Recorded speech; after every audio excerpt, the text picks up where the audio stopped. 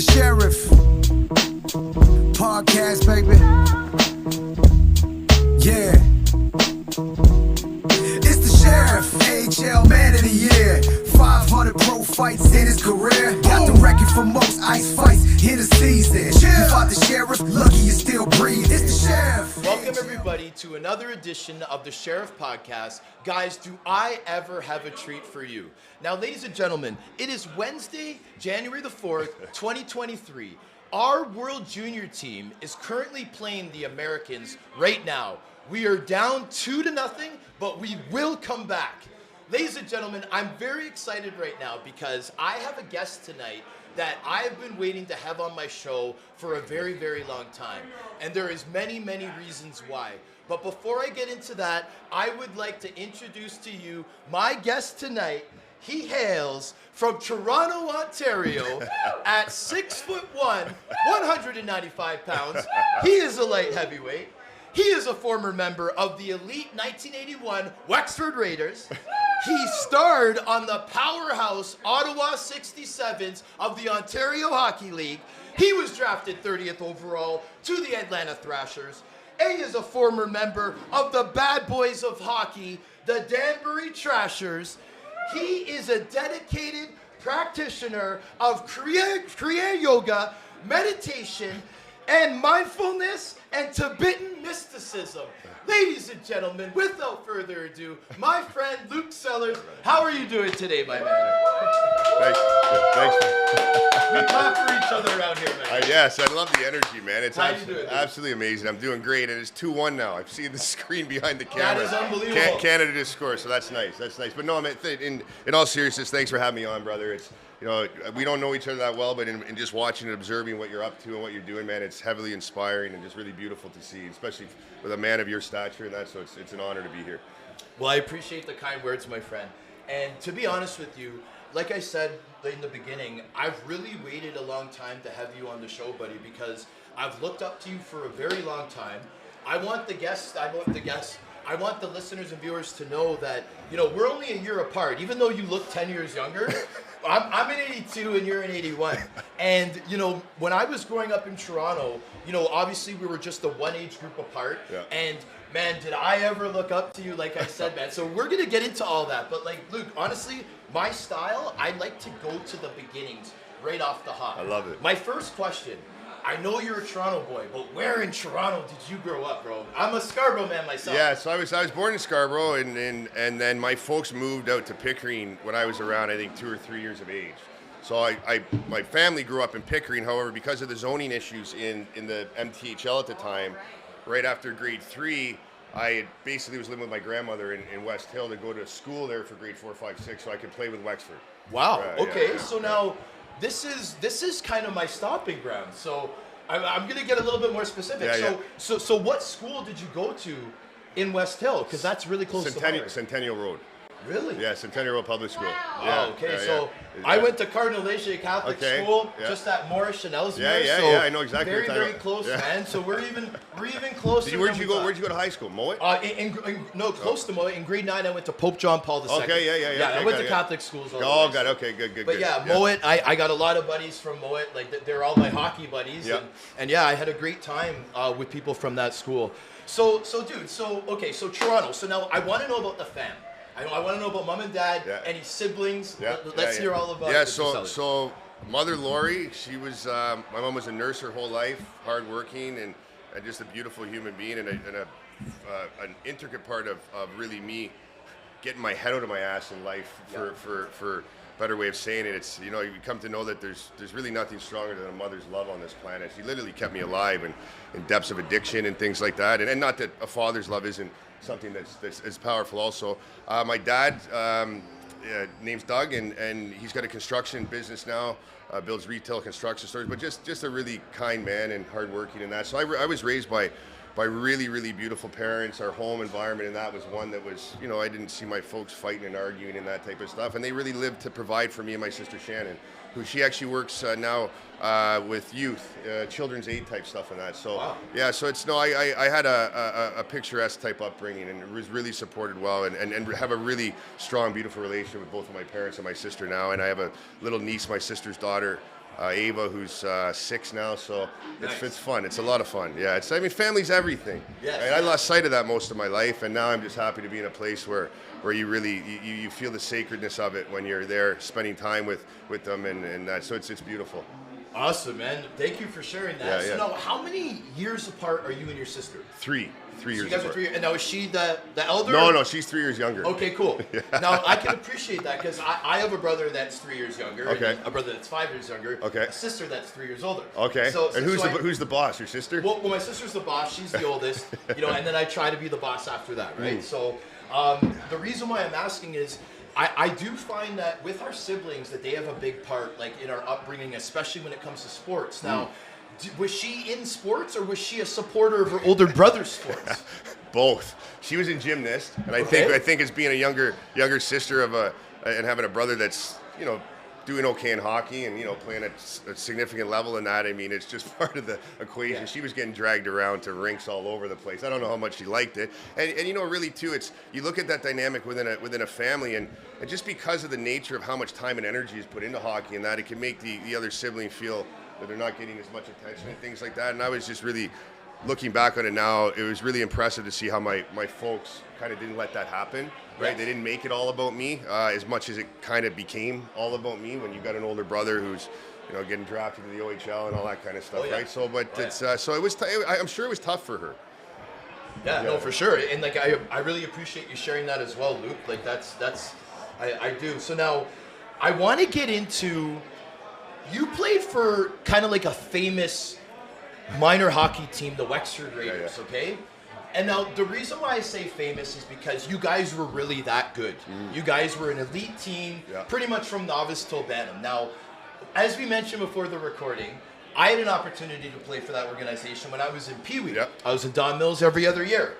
So now what I'm getting at here is there is a AAA international tournament that a lot of us have had a great opportunity to be able to be a part of. So now I'm talking about the Quebec Pee Wee International Tournament. We talked a little bit before the show. Yeah.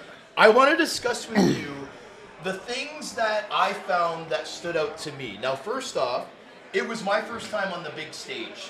Okay. Can you talk about that? Explain to the viewers how big of a stage that is as a 12-year-old? It's unfathomable. It's absolutely unfathomable. I mean, you arrived there, and I mean, we arrived in Quebec, and I think there was like 15 feet of snow. Like, I've never seen so much snow in my life. And then you're staying with a billet family, Yep. right? And I'll never forget this. I'm sitting there in the basement of this billet family with, I think I had another teammate with me, and they had 2 younger children, and they didn't speak English, Oh. right? So we're sitting there, and there's... I just remembered this memory. And the one kid's pointing at the TV going, Jeopardy, Jeopardy was on.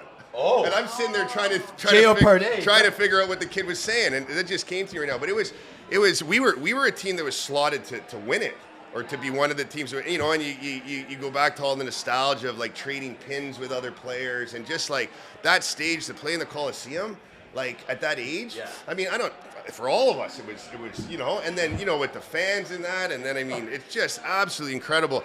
It was probably the first time as a young kid playing hockey when we lost in the quarters, which to a team we shouldn't have, and it was just like all the boys are there on the ice crying. Oh, yeah. And it's like It was a big deal. it's like life is over and that, and it was just but it's just.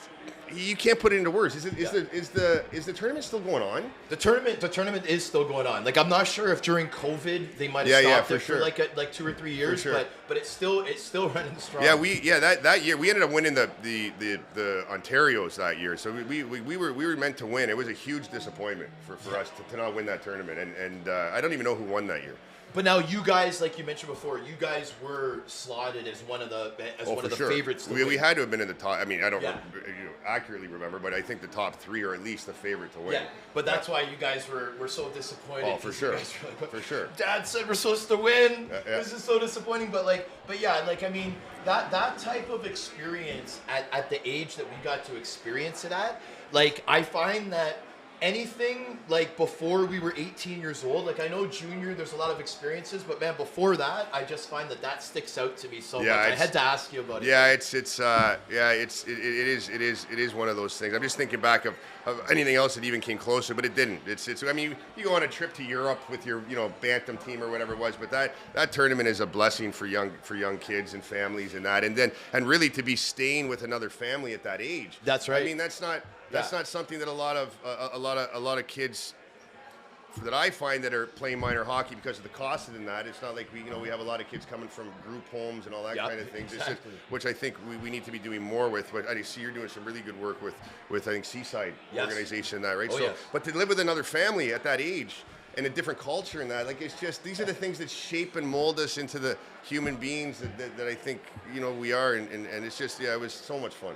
So now I'm glad that we're at this time right now because there's a lot of guys that, everybody's going to know once we say the names, but there's a lot of guys that I know personally that were also a part of this group. Yeah. So guys like Mike Zigamanis, guys like Brian McGrattan. I hear Ziggy's radio show just got canceled.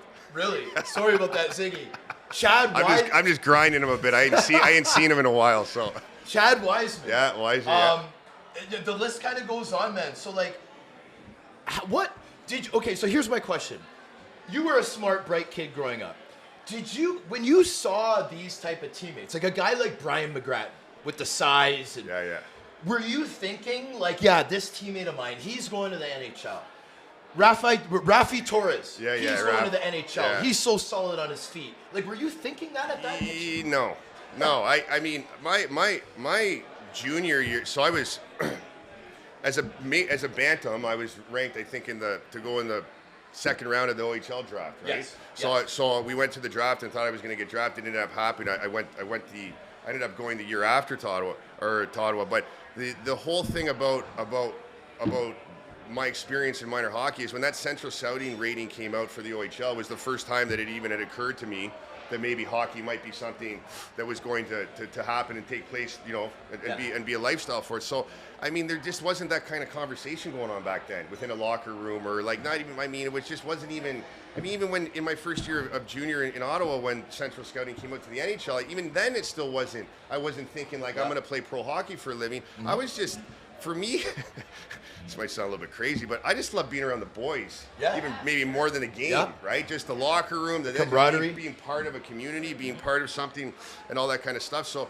it just wasn't a conversation that was going on. Now maybe it was going on within other families, like I don't know, Ziggy or these guys or Raph. But I even with Raph and his upbringing and that, and it's just. We were just having fun. We were kids. It's like we were in the moment. Yeah. We're not living. Right. We're not living about what's to happen tomorrow or what's going to happen next week. It was just like you want to be with your buddies. You want to get it. It was a different time. You see now in minor hockey and that it was just that the Marlies tournament there. A friend of mine coaches that. It's a different world. Mm-hmm. It's just all about what's next. Yeah. Yeah. So it wasn't a conversation that was going on, and I'm grateful that it wasn't. Yeah. You don't need that pressure at the age of 13, 14, 15. You definitely don't. And while you're saying this, Luke, a couple things are coming up that I'm thinking about. And one thing is when you mention like living in the moment, like you and Rafi Torres living in the moment. You guys were having fun. You guys were kids. You guys were enjoying. You guys were actually enjoying the competition. You weren't worrying about like what your parents were saying or anything like that. I have a buddy, a really good buddy. His name is Dan Sullivan. 1981. He was the Marlies guy, the big guy. I know you know him. Yeah. The big guy on the Toronto Marlies. Yeah. You guys were Wexford. Yeah. Now Sully said to me, "Oh, you got Luke Sellars coming on your show, man." When I was a kid, I thought of that guy as a god. He was such a big, tough defenseman, and he was a god. And now, so as an adult, I'm piecing this together. I know how my buddy Sully thinks. I'm now getting to know you. You were actually enjoying yourself as a kid. Yeah. How it came off to the other kids is that you were the big professional guy, when really you were just having fun. Yeah. And I think that's the key, really, to success. I think it's the key to life. Yeah. I mean, we're here to have fun. Yeah. Like we're like, even no matter how shitty life can become or how life is showing up, life is always showing up the way it's showing up. And if there's something wrong with it, or we think there's something wrong with it, we're getting an applause from the sold out crowd in the VIP table. there's not something wrong with life. There's something wrong with us inside of us. We need to look inside and start getting to the source of what it is. And I mean, working with children so much in that, it's just like you look at 5 and 6 year olds. We're in the moment. Like this is the way we're meant to live life. And then as we get older and all this, and all the different things that come in, so it's things are meant to be fun. Yes. And even when life's shitty, it can still be fun. Yeah. Right? Oh, yeah. It can still be fun. Well, look right now. It's raining outside. Yeah. We're having fun. Yeah. Right? As you see the beautiful bottom line window where, we're seeing people walk by getting to catch the show from outside on Front it's a great Street. it's a great setup. It's pretty in cool here. stuff. That's right. So now I'm a little bit excited right now, dude, because I want to talk about the Ottawa 67s, Yeah. right? The Ottawa 67s. When I was in the OHL, man, it was like Ottawa was like a level above everybody, and then there was the rest of the league. Yeah. When it came to the arena, the attendance you guys got, your like famous coach. Like you guys had it all, right? But there was one name that I always heard was Luke Sellars.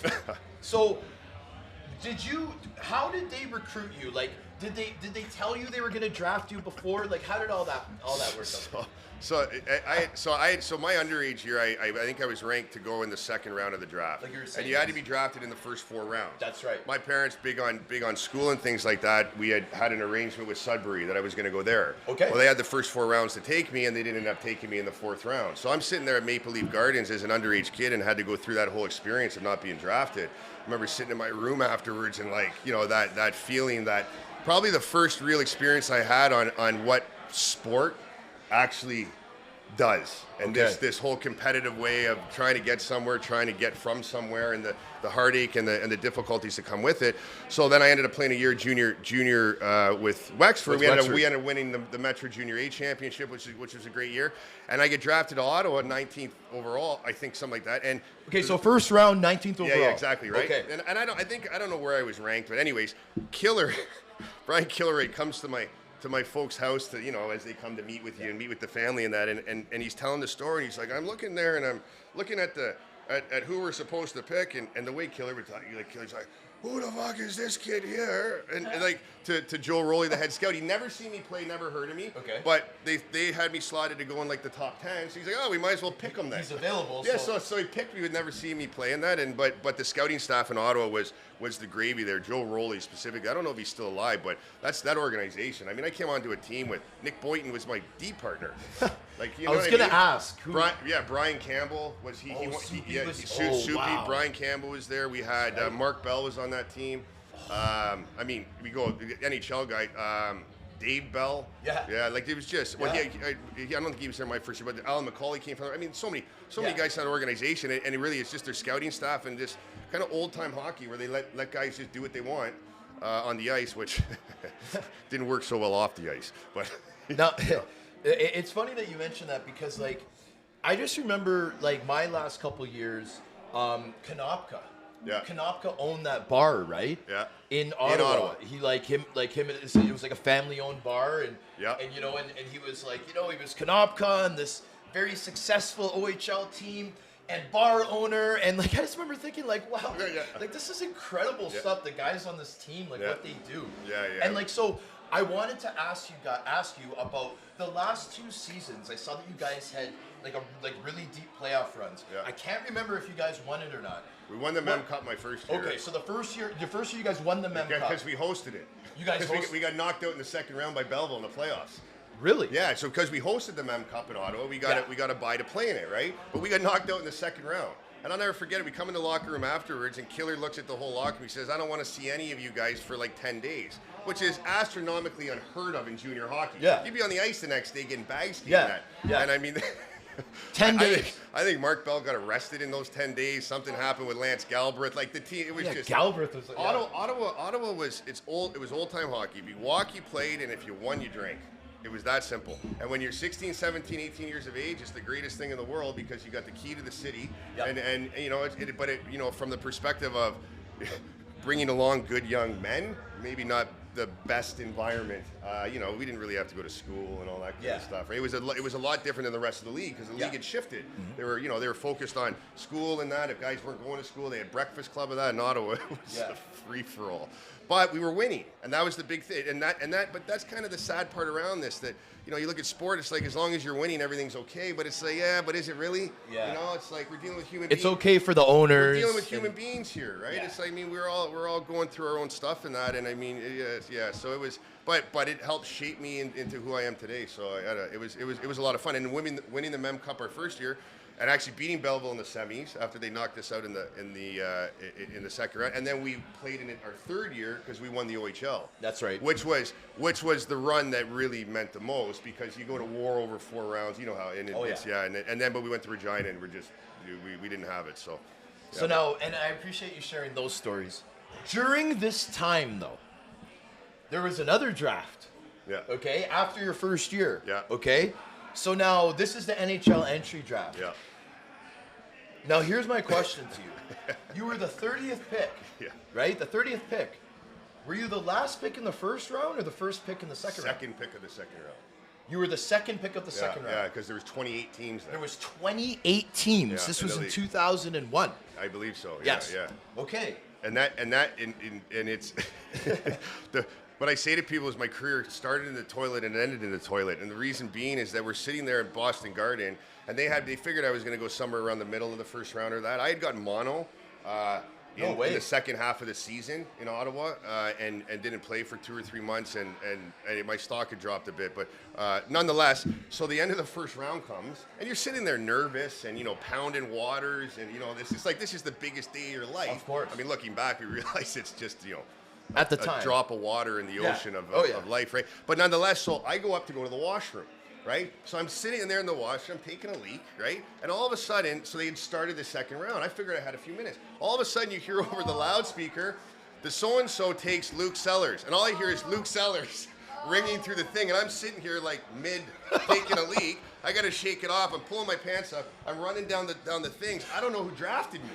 Yeah, I didn't hear the team. No, so I'm looking up there. I'm just like, you're just like, it's just like, really? Like, this is like, I'm not in my seat. They've got a light going there, and here I go coming down the thing, and I find out that Atlanta drafted me, and I was like, Atlanta? Like, fuck, I don't even remember meeting with them. I'd met with Danny Marr, who was who was a Leaf scout, like right at the beginning of the season. So it was interesting to say the least. Okay, so you mentioned this was the TD Garden. So this was in Boston? Yeah, Boston okay. Garden, yeah. So who went with you? My mom, my dad, my sister, and my girlfriend at the time, and then I had my mom and dad had childhood friends. They went to Cedarbury High School with and that had lived in Boston, and so they came with their son, who was a close childhood friend, and it was fun. It was a lot of fun. So now I'm assuming that there was a party that was that night and stuff, and celebrations, this, that, the other. You're in Boston. You're surrounded by other guys that were drafted. Now, when the dust settled a little bit, and like maybe when you guys came back home, like what did you have any like kind of cool talks with your parents? Like, I always look at the NHL draft as like a family accomplishment. Because, I mean, dude, we're 18 years old. So, I mean, other than a couple years in junior billeting, our families have been through everything with us through and through. Definitely. Right? So, like, how do you feel about that? Like, do you feel that kind of the same way, or like? Yeah, no, for sure. I think it was a really beautiful experience for the entire family. And one that was a beautiful thing to be able to share with them. I mean, looking back at it now, I think there's a lot of importance that's put on this whole experience in sport and that might not necessarily line up with really, what people are going through in life and things like that. But I think any time that your family's brought together, and it's something that's an extension of all the hard work that my parents put in, all the early mornings, all the sacrifices my sister made to, come to hockey tournaments and that, and have to be, hanging out with stinky boys that are Yep. 3 years older and all that. So from that perspective, that's what it's all about. It's not a individual thing. It's a whole family that it takes to not only a hockey player, but just to shape a human being. Oh, yeah. A whole community, really. Yeah. Yeah. So Oh, yeah. So in that sense, it was really a beautiful thing. And you know, as your parents and your beautiful mother sitting here and that, they're proud of us, right? Yeah. It's like and to be able for them to be able to observe and witness their child who's put in all this hard work and that being actually recognized and acknowledged for it, I think it's got to be a really beautiful experience for a parent. I think also humbling too, because it's like, you know, how many guys get drafted every year? You know, it might be a few hundred or that. I mean, it's a massive honor. It is. I do appreciate you like giving that insight, because like I even take it as far as to me what the NHL draft represents is it's pretty much saying, like, to your family, we're selecting your son. Yeah. We're going to give him an opportunity to go to the next level. Yeah. But we want to recognize your family. You are drafted into this draft. Yeah. And now your son can do whatever he's going to do with it. Yeah. But we just want to recognize the hard work, dedication, everything that you just mentioned. Yeah. That's how I feel. Yeah, no, I'm with you, man. I'm with you. It's a really good way of looking at it. And again, because these moments that are coming and going in life, we don't ever get them back. Yeah. Like this moment, now this moment, now this moment. Like it'll never be here again, right? Yeah. I think the thing for me at that age is that I was so focused on getting there to the next, getting to pro, getting there, and you know, and you have all the agents around you and them pumping you up. That Who was your agent? Donnie Meehan. Okay. Newport Sports, right? The top of the top. Exactly. Newport. Exactly, right? So, and you know, I just saw something in passing of Bieksa speaking in the Vancouver locker room, and along the lines of, like, you know, enjoy these moments. Like, don't take them for granted. Don't be looking to what's next. You know, as a junior hockey player, you get drafted, you want to sign a ticket and, you know, go buy a car and be able to live this whole lifestyle. And I think for me, if I could go back and speak to that man at 18 years of age who I was, my advice would be to listen, breathe it all in and really bathe in it, because these moments are special, and you're going to be looking back, and for me, it's not regret, but I didn't really bathe in it. I was so focused on trying to get somewhere, right? So. Yeah. Well, I mean, the audience definitely appreciates how deep you're getting, buddy, because that's incredible insight. I appreciate you sharing it. Sure. So now, I don't want to do back-to-back, like, these incredible moments. So I'm going to do another segment before I get to another incredible moment. Perfect. This guy right here. Now, this was a jersey that was given to me by AJ Galante. Yeah. You know, he sent one for me and my brother-in-law, Danny Granger. Yeah. Okay? So now, I never played for these guys. He's just saying that I'm part of the bad boys of hockey club. Yeah, well, right? rightfully so. I'm part of the bad boys of hockey club. But my friend. Anybody that's unhinged enough to have 50 fighting majors in a season, or however many it was, is part of you're the chief of the bad boys of hockey. But you, my friend, you were an original bad boy of hockey. Yeah. Played for the Danbury Trashers. Do you mind just telling the audience, like, obviously there was the Netflix special that was just a year and a half ago. You know, like what AJ says is it's not a current team, but what it is it represents an attitude. It represents like a movement, okay? But you played for the team. So let's talk about the team. How did you get recruited to the Danbury Trashers? So my third year pro with Chicago, which was really the year I'd finally figured out what it was to be a pro. My first 2 years, I was still acting like a boy. It hadn't clicked for me. Still in that junior mentality. But I ended up having knee surgery at the end of the season, my third year. Got a staph infection post surgery that went bad. I mean, they almost ended up amputating my leg. So it was a career-ending injury. I was out of the game for 2 years, living in Chicago, doing rehab work, but still, you know, chasing that identity and that dream, or not even a dream, the identity of being a hockey player, because it's all I'd ever known. And my boy Ryan Barnes was playing down there, and he had called me and just said, you know, get down here. So I can't really play. I was down in Florida with the Everblades skating with them, and because I'd played a game in the NHL and my American Hockey League, I mean, you could get a spot anywhere in the coast and that back then, and teams were interested in, you know, paying to help me rehab and all that, but it just wasn't getting better. And then Barnesy's like, no, he said, you got to get down to Danbury. And I think I was on the phone with AJ's father. That night, Jimmy. He's Jimmy, who's a good friend. I haven't spoken to him in a while, but he said, get down here. So I get down there, and it was, you can't even put this into words. You just can't. It's like, I think it was like my second game there, and warm up starts, and on the jumbotron, and I think it was Frankie Bialowas. Yeah. That was, or someone playing, and they literally had like this. It was like WWE wrestling, like, and it was like the commentator talking to the tough guy on the other team during Europe, like Frankie Bialowas is coming for you, like literally, like it was like I'd never seen like it before in my life. And then and then you had the wing nut there too, Wingfield, Brad Wingfield, who's in that, who was just enough. But you know the thing is that like, we had a good team that year, right? It was like we almost ended up winning the whole league, right? Oh, yeah. Right? Every year AJ had a team was very successful. When I first walked into the locker room and I'm seeing, and Barnesy's telling me, he's like, he said, what's going on here? You're not even, it's like nothing else you've ever seen. I'm thinking, okay, so I get down there, I walk in, and there's AJ, and he's playing video games. We're walking in for practice, and I'm like, who's that? He's like, that's our GM. I was like, this is fantastic. It was amazing. And you know, the thing is that in Danbury, regardless of what people think about who owned the team and all that kind of stuff, is that it's we were treated as family. We were Jimmy's guys, and we got treated like royalty in that town. It was a lot of fun, but it was the violence was just like, it was just another level. But then again, it's like, I'm a proponent of thinking that fighting's necessary in hockey. Personally, you see all the injuries and shit that happen now because it's not there any longer.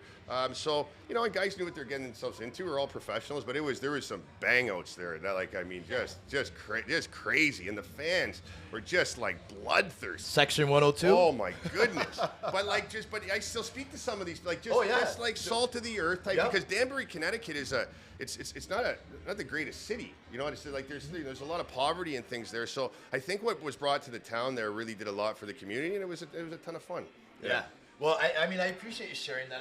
I mean, AJ's a buddy of mine. I think the guy's incredible. He has an incredible mind, incredible businessman, and I know that he treated the players so well. The treatment was like incredible. Everybody says for the United Hockey League, for any hockey league, any team. Well, because that's right. Because you hosted the Ice Wars. The Ice Wars. That's how right. I know that's AJ. right. Yeah, AJ. Yeah. I love AJ. He's a good dude. I don't talk to him too often, but no, yeah. It's just, that was a riot. It's another world, absolute other world.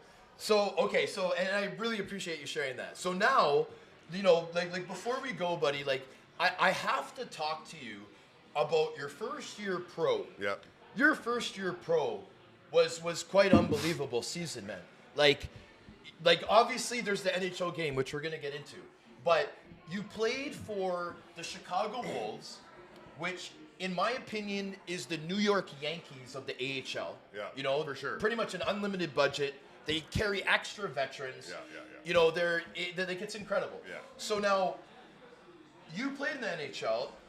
Do you find that the Chicago Wolves is like the closest thing to the NHL that you can get? Like what's your opinion on that?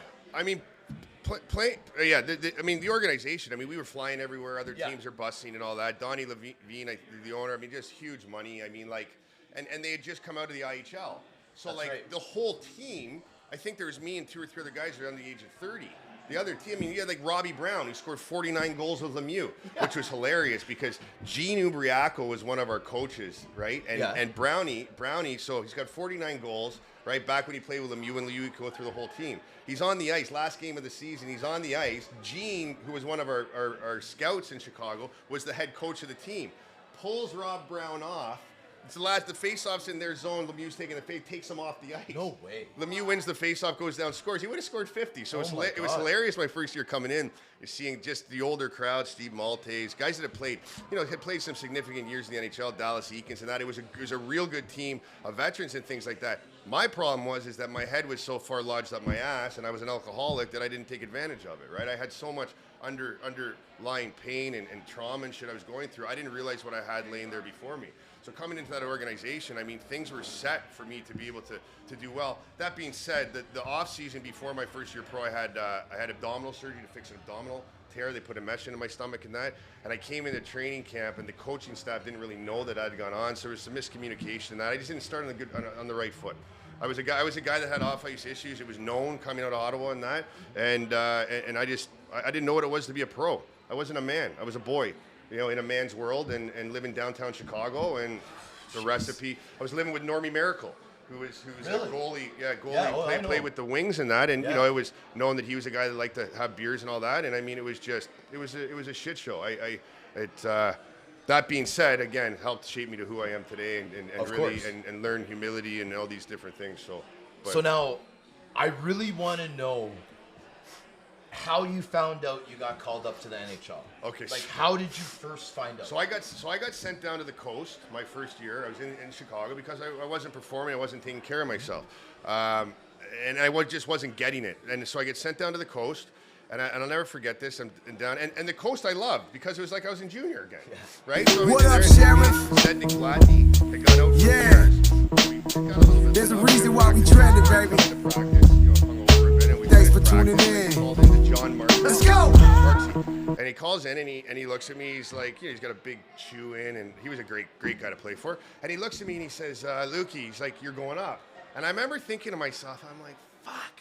I'm like, I don't want to go back to Chicago. I was having so much fun in Greenville. Like, Whoa. yeah, I Okay, know. okay, Yeah, okay, I I'm know. listening. It doesn't make any I'm sense. listening. Doesn't make any sense. But that team in Greenville, we won the Kelly Cup that year, and that's probably one of the best groups of guys I've ever played with. That playoff run was just like, it was just a blast. It was like, so anyway, so he calls, he says, no, and he said, no, not Chicago. And I'm thinking, where the fuck am I going to then? It's like Atlanta. I'm like, there's Jeez. no chance. How many times has that happened?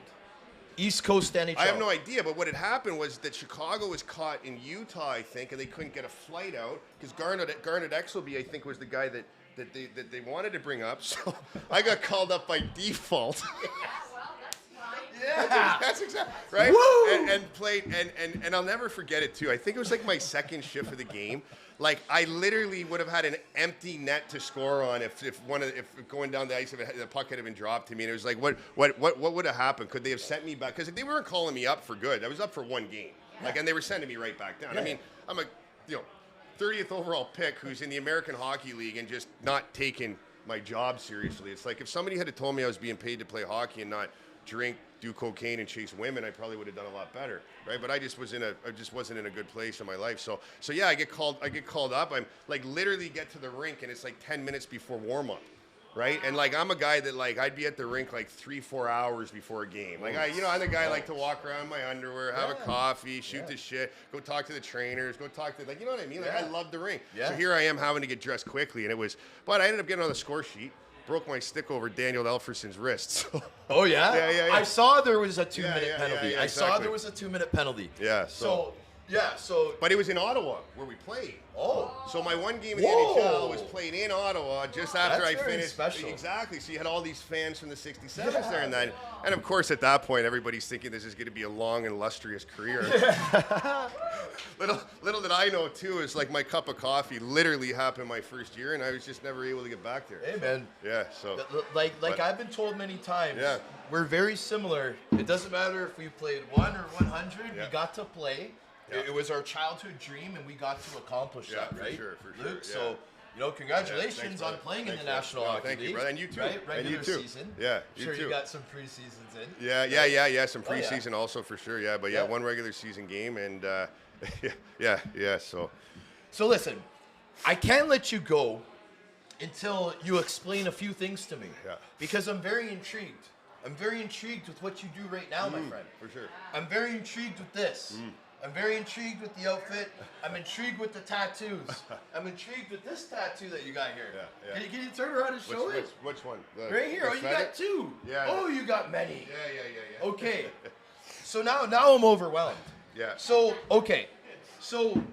I just want to. Okay. So I did my research, but I just want to read this part so I don't get it wrong, and then I'd love if you could explain it because this is you. Yeah, that's a pretty old. Do you think thing. it's outdated? Okay, Yeah, so you can- so the you- meditation. Yeah, I could speak to it directly. Yeah. Well, yeah. Okay. Okay. So the meditation. How long ago did you first get involved with this? And I did some research about why you first got into Yeah, it. yeah. I'd rather you say For it. sure, for sure. So please. Yeah, I was, so, in my mid-20s, I had been diagnosed with an extensive amount of psychological issues, depression, anxiety, and all these things. There's actually an undercurrent of Asperger's they found now, but at that point, they didn't know that head trauma could cause all these things. I didn't portray these throughout life. So basically, it's from traumatic brain injuries and that, and I was a shell of a person. I didn't know who I was, and I was on all these meds for mental illness and that, and I was an addict, or am an addict, recovering, so drinking and cocaine and all this kind of stuff, and I finally realized I knew nothing about life, and I was blaming everybody and everyone in the world for all of my issues. And I had this moment one morning, and I actually have a documentary coming out. It's about 30 minutes long that a production company just did that gets into all this stuff. But I'm looking in the mirror, and I'm trying to figure out what is what's going on. And I finally realized that I was the problem to my own life. Which then in that moment, I felt this level of inspiration I never felt before. It's like, if I'm the problem, then I must be the solution to all the issues in my own life. So Western medicine in that wasn't giving me any sort of outlet in that, and therapy and all that. So I looked to the East, and I was fortunate enough to attract my first real mentor, who's a Tibetan monk, into my life, and then many other masters and monks and things like that from India, and also for the Sufi tradition in Iran and that, where basically I just became a student of life. I realized I knew nothing. I knew nothing about life. I didn't know how to live my life. I didn't know how to take care of myself. And what everyone else was telling me to do, I'm looking at them, and it's like, well, they're not really living in peace. This whole concept of the potentiality of actually living in this middle space of noticing the mind coming and going and that. And I put all my time and energy into meditation because I didn't know what else to do. So I just learned how to sit and begin to look at how the mind is appearing, the thoughts, the emotions, how they're coming, how they're going. Because the thing about it is that we're conditioned to live life looking out there. It's like, if people are looking at us right now and we ask them, where do you see the two of us standing? Most people are going to go like this and point like this. But that's not exactly where they're seeing us. They're actually seeing them inside of themselves, right? So the image you're seeing of me is actually a screen that's being rendered inside of your brain. You're actually seeing me inside of you. Close your eyes, you don't see me anymore, right? And where you're hearing me speak is inside of you, right? So then the question I ask people is, then where has your whole life happened? Inside of you. And who should determine the outcome? You, right? So we go through our life agitated by all the things going on around us, agitating stuck energies in us, and the life force is pushing all this stuff to the surface. And in our culture, we're taught to just distract it, push it down, all this kind of stuff. If we can, specifically as men, if we can invoke the vulnerability necessary to be courageous enough to sit in that stuff and to feel it and let it, the ocean of consciousness that is us just washes it all away. So the meditation practice is a tool, it's a technique. But what it really comes down to is that we each need to get right with life. Like our true soulmate, our life partner, is life itself. And she's always giving us what we need, never what we want. And if we can just get set with that and then start to work tools and techniques, whatever that may be, to start to move the energies. And really what it comes down to is us, just being the best versions of ourselves, the best human being we can possibly be. Some guys like yourself, like you get this. Like talking about, when you played, you're always doing school visits, and you're literally, and that's the beauty of the dynamic of you, is that like you had more majors in a single season than any other fighter, and you're one of the nicest fucking guys with a massive, beautiful heart that gives his time genuine and all this. It's like, this is what it's about. But what it really comes down to is this whole idea that we actually can live in this space of harmony and peace no matter what's going on around us. It takes work, it takes time, it takes energy, but this is where this my whole life now, and fortunately, because I've committed to it in the way that I have, in the way that I didn't commit to my hockey career, then it's turned into a business, and I've been for the last 10 plus years, been traveling around the world and teaching different variations of meditations and that at retreat centers. I also work with plant medicines down in the jungle and things like that and stuff. So it's like, I could have never imagined how beautiful life can actually become if we can just choose to show up for ourselves consistently, as difficult as it may be, and ask for help when we need it, right? And, and that's what really helped me. Was I started to work with this institute in Toronto called the Prometheum Institute, which is a holistic healing center, and looks at addiction and things not in the traditional way, and things just started to gradually open up, and you become a child again, you become a kid again. It's like, I feel like every moment of my life now is anew. It's like this is like driving down here, I'm just like, it's not like, oh, it's raining and I gotta go on a pod. I've been on a lot of podcasts, and not typically hockey-based ones, and it's like, no, I'm just like, how fun is this gonna be? Like the wonderment of it. Like you start your car and it's like, oh my God, I just did that. Like you just start to live in this innocence of it's I can't even put it into words. And it's nothing that I ever would have achieved through sport or hockey other than it being a catalyst and a springboard for me to be able to get here. And I think that's one of the big things about when you play a sport for a living. It's like that 10 years is like, that's what it's all about. And you see so many guys post career and that are unhealthy and all that, where it's nothing more than just another passing moment. Right, and if we can feel the sacredness of it, each moment has just the same value and newness as every other one. So if that all makes some form of sense, it makes complete. Yeah, we got it. Yep, the sold out crowd.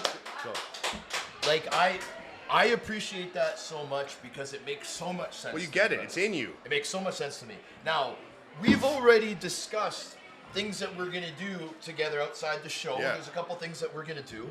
Now, for the viewers and the audience and the listeners, I believe that they're very inspired by what you're saying.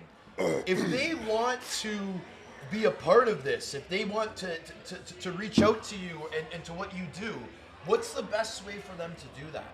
As it sits right now, social media through Facebook would be best. I was really active on social media up until about 6 months ago. I'm about to launch a new leg of my business, which is the over 80 herbs that we manufacture in-house, launch into the U.S. So we have a whole marketing initiative coming up. So I've taken a bit of a break. So right now the best is Facebook is where I'm most active, or my team is. But soon we'll be flooding all the different social media platforms. But we have, if the people are in the Toronto area and they ever want to come in for a meditation sitting or that, or a satsang, where basically it's just an open and safe and secure place for people to be able to talk about the things that are happening in their life and maybe learn a technique, how to move their spirit into their heart, or how to, these types of things. We have those ongoing in that. But yeah, Facebook would be the best. And I'm around. I work for myself and I get back to everybody, and I'm always interested in having conversations with people if they're looking for any form of guidance, assistance, or even just to say hi. It's like, it's like, I mean, I'm just interested in having friends and community and having fun and all that kind of stuff. So. Anything for the better good, right? That's what I say. Yeah, right? it's right. I think it's to that because look at I mean it's we refer to it as the law of one. It's like when all human beings live in harmony with one another and live working with one another and that. And I saw this living down with the indigenous in the jungle and that. It's like it is the most beautiful experience that we can ever have. But you look at the way that we're living in the modern world. It's like nobody's living in harmony because they're not in harmony within their own selves, and rightfully so. I mean, I have a lot of compassion for it because look at the world we live in.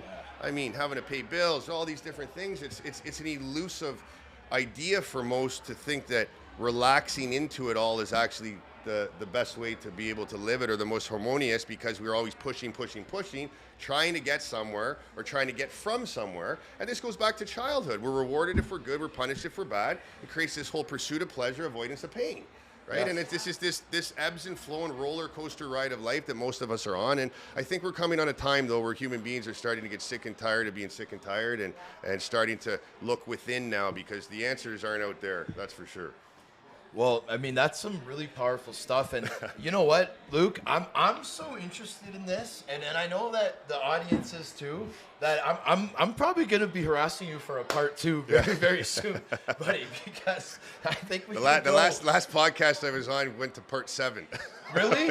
Okay, so I'm not the only one that feels that way. Yeah, it's because it's an uncommon message coming from an uncommon vessel, right? It's like, this is not, for someone who is a pro hockey player to basically, dedicate his life in, monkhood now. It's and not in this way of sitting in a monastery. The way I look at it is becoming a modern monk, the art of being a Jedi. Like what is it to be able to navigate this reality as a mystic, which is a whole nother thing. But all this stuff we're talking about, it's in each one of us. It's a remembering. We just have to take the time to start looking at it. I'm excited to see what's possible because I got this whole kids program we got going, Lit Kids Leaders in Training and that, and you getting involved in this to whatever capacity, because it's just, I think men like ourselves and that need to come together and really do good work here on this planet. It's not just about making money and all this other shit, right? So it's an honor. I'm really excited to work with you, buddy. I want to thank you for coming on the show. Honestly, buddy, I learned. Look at these hands, man. Look at these hands. Are you kidding me? I learned so much. I know that the listeners and audience did too, man. So Hats off to you, man. I Thank you. appreciate it so much. This was an educational episode for me. Yeah, no, it's for me, being around you is educational for me, just because of so just watching your energy and that, and how inspired you are about life and all that kind of stuff. And I see you got Jammer coming on here next. Well, I'm a good buddy of Jammer, so I hope he comes on a million times, man. But honestly, he's a good guy. Yes. Good guy. Thank you for coming on, buddy. For sure, brother. Thanks for having me. I appreciate it so much. Yeah, And I want to thank the listeners for tuning in to another episode of The Sheriff. We'll see you next time, guys. Woo! There's a reason why we trending, baby. Thanks for tuning in. Let's go!